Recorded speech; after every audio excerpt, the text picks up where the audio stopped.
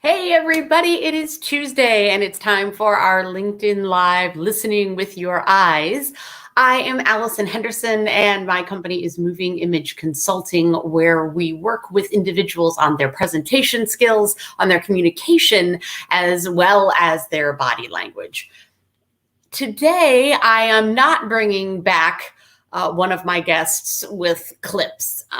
Because I just finished coaching the TEDx Wrigleyville speakers for the filming days that just recently happened. That's why I wasn't on last Tuesday, because we were filming live at Wrigley Field.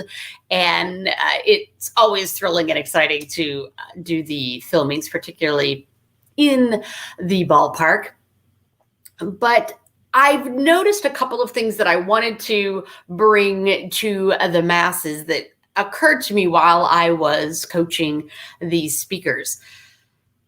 And one of the things that we often will warn them about or discuss are their filler words.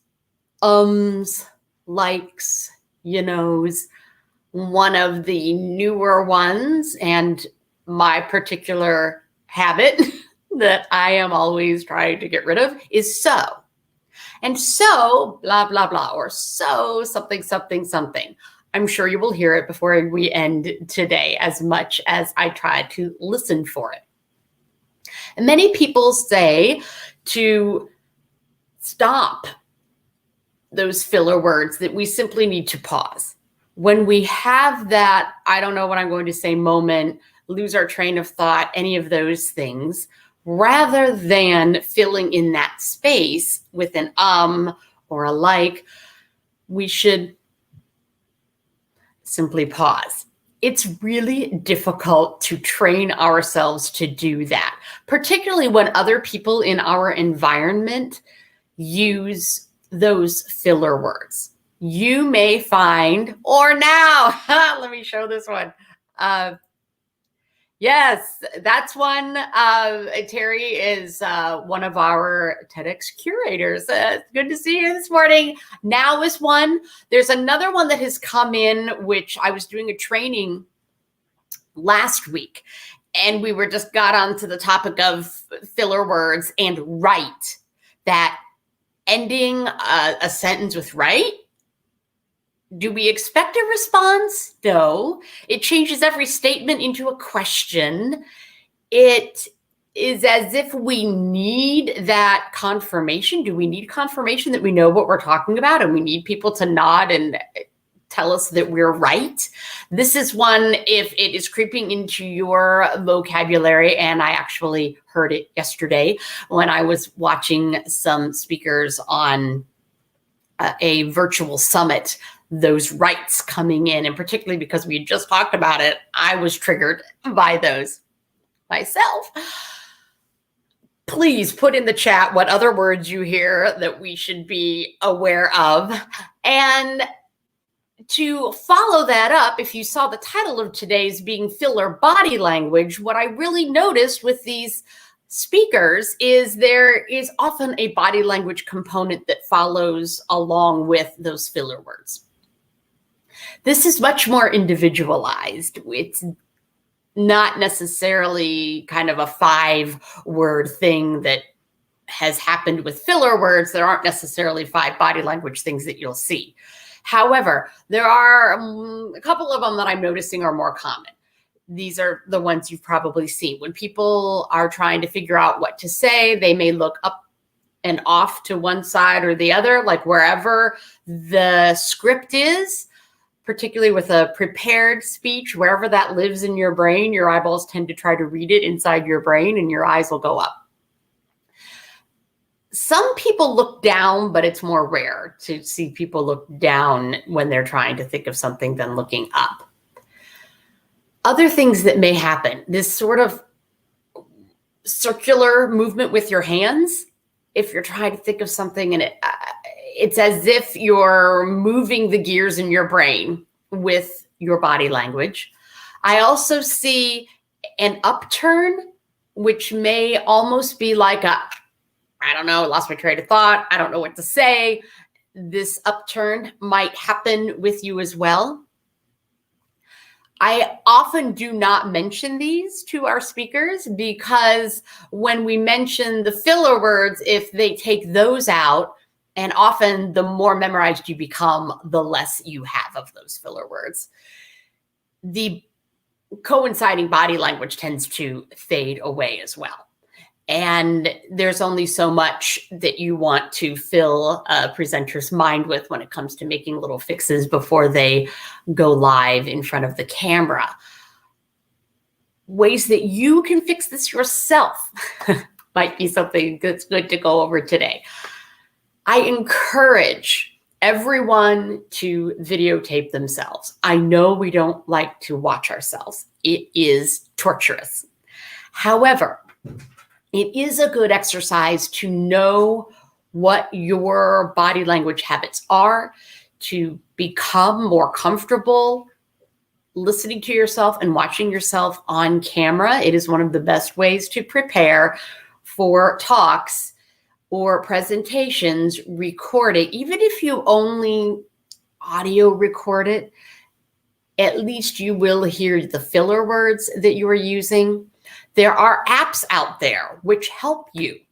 You can look up presentation or speaking apps, sometimes memorization apps, which will record you and then tell you how many words you use most often. One of them is called Presenter. I might have mentioned it on this before, and I can put it in the chat here. I will go ahead and put my email address first because I already had that one preloaded in there just to make sure that everybody knows how to contact me. If you're like, oh no, I need to know what it is that I do. That is one of the services that Moving Image Consulting offers, is we will either view a video of a presentation which you have previously recorded, and we give feedback on things like filler words and presentation skills. What are the body language habits that you have? What are some additional body language signals you probably should be thinking about adding into your talk to keep it most engaging and to relate best with the largest audience?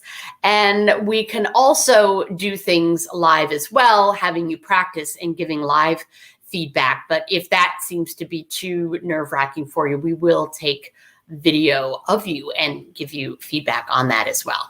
And the way that you do that is you just shoot me an email, Allison@movingimageconsulting.com, and say, hey, Allison, I saw your LinkedIn live, or I watched it afterwards, and I would be interested in talking with you about that presentation service that you mentioned. And we'll go over everything. One of the apps that you can look up is called Presenter, and it is spelled incorrectly on purpose. It's Presentr. The last E is left out of it. This is an app that records what you are saying and comes back to you with your most used, overused language. And then the next time you record that same talk, it will tell you if you went up in those words or which words you were able to eliminate. And it helps you to eliminate those and gives you suggestions and different exercises to do and things, which can be very helpful. That is one that I know about. I know there are other things that have come out now with the advent of artificial intelligence. Some of these apps are even watching you and telling you things about your body language, which of course I think is a little bit suspect because they're going off a formula, not looking at context and what the entire body language is saying to the audience. If you're using those, I would be careful. If it's certain things like it's telling you if you're steepling, which isn't the greatest, if it's telling you how often you're staying open versus closed, crossed over, those things can be helpful. If it is going deeper into telling things about your body language that maybe you're not so sure is true, that is really why you would want to send that same video over to us, and we would look at it and give you some feedback. I didn't bring notes with me today. Can you tell? I am really spitballing this morning. I thought about it on my drive back from the airport this morning. I had to drop off a family member at the airport. And on the way back, I was like, oh my gosh, I'm going to be home in time to do LinkedIn Live. I need to think about what I'm going to say. And this idea of filler words came to mind, particularly because of Write, which happened last week, and then coaching these speakers and noticing some of the things that they are doing as filler on top of their ums and likes and you knows. If you are noticing there is a body language habit that you have, which you would like to lessen, this is often difficult to eradicate. It's sometimes easier to listen and notice when you are giving verbal things than it is to notice what you're doing with your gestures or with your postures, because those are so subconscious. It can be difficult to notice when they happen. Videotaping is one way to look at it. The other thing that is more real time, and I know I say it time and time again, I have told individuals that they should have a buddy in their office or in their firm that is kind of their eyes and ears for this sort of thing. If there's someone that you trust that is in a lot of meetings with you where you're giving presentations and doing a lot of public speaking, even inside your office, if you're standing up and you're presenting something, it is still public speaking. It is you and an audience. If you're doing much of that, choose somebody in the office that is in on those meetings and ask them to help you keep track of that. It is simply, I am working on presenting more professionally. I've noticed there is a habit that I have when I start to forget things, I tend to gesture with one hand, or my eyeballs keep looking up and off to the side. I would like to work on this habit. Can you give me a little pull on your ear and you make little tick marks in your notes for how many times this happens and help me keep track of it. Just by having that accountability person, you will do better.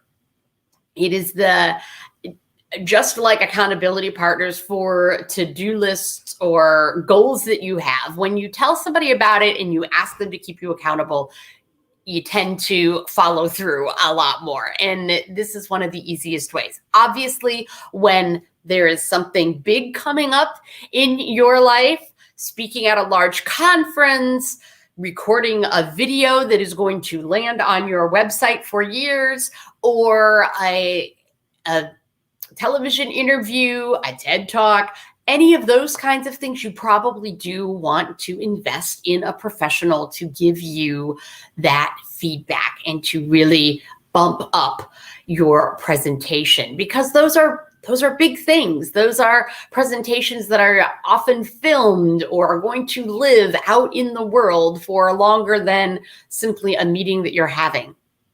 If you're interviewing, this is another great time to be taking a look at your verbal filler words and your nonverbal, your body language filler habits, because they speak volumes about you. And if the person that you're interviewing with is noticing those things, often it's those things that make you feel a little bit less confident in the moment when you see them happening to yourself during the interview. And it can also be perceived as you are less prepared, or sometimes even people consider that you to be a little bit less intelligent or less schooled, have less university behind you or something, or just less experience.